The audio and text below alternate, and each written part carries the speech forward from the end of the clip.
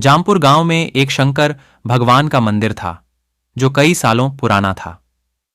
जब कभी भी गांव पर कोई परेशानी आती, उस मंदिर से एक रोशनी चारों तरफ फैल जाती और रोशनी इतनी तेज होती कि कोई भी उस रोशनी के सामने टिक नहीं पाता था।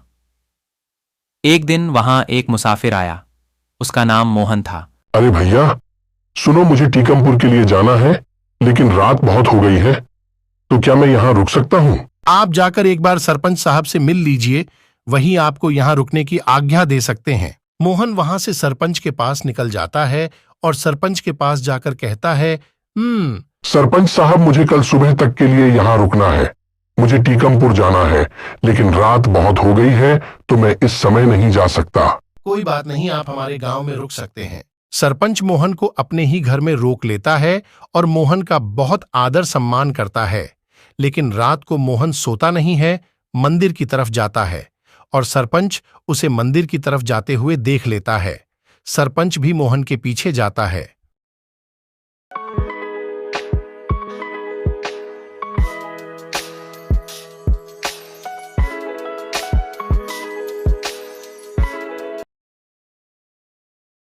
क्या बात है मोहन, आप इतनी रात को मंदिर के पास क्यों घूम रहे हो?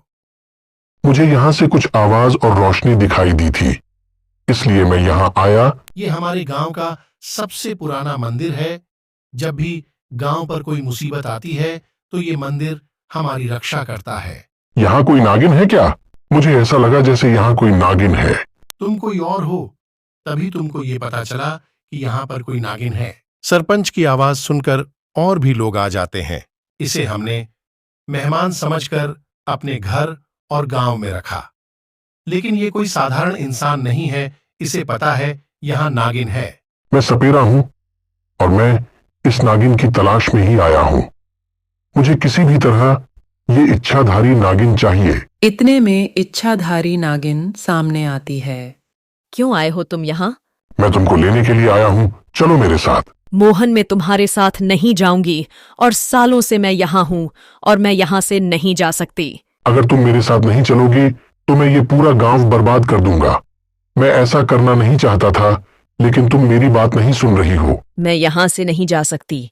अगर मैं यहाँ से गई तो मेरी मृत्यु हो जाएगी। और अगर तुम मेरे साथ नहीं गई तो तुम्हारे बचपन का गांव बर्बाद हो जाएगा। उस पर संकट है। वहां एक अघोरी ने अपना डेरा डाल लिया है और वह लोगों को बहुत परेशान करता है। अगर तुम नहीं आई तो वो सबको मार डालेगा। सिर्फ तुम ही उससे लाडी डीडीएच सकती हो। वो शक्ति मेरे पास भी नहीं है जो तुम्हारे पास है। इच्छाधारी नागिन, तुम यहाँ से ही कुछ ऐसा करो कि उस अघोरी को सबक मिले। इच्छाधारी नागिन मंदिर में जाती है और वहां से 4 पत्थर उठाती है और उस पर अपने विष को डालती है। उसे मोहन को देती है और कहती है कि इस पत्थर को अघोरी के उस कमंडल के पास रख देना जिससे वह लोगों को शराब पिलाता है। अगर अघोरी के इरादे गलत होंगे तो उसकी श्री शक्तियां चली जाएंगी। मोहन वो पत्थर लेकर चला जाता है और जैसा इच्छाधारी नागिन ने बोला होता है वैसा ही करता है। अघोरी, तुम लोगों को शराब पिलाना बंद करो, इससे गांव के लोगों की मौत हो रही है। तुम कौन होते हो? मेरे बीच में बोलने वाले में ऐसा ही करता रहूंगा। ये मुझे क्या हो रहा है?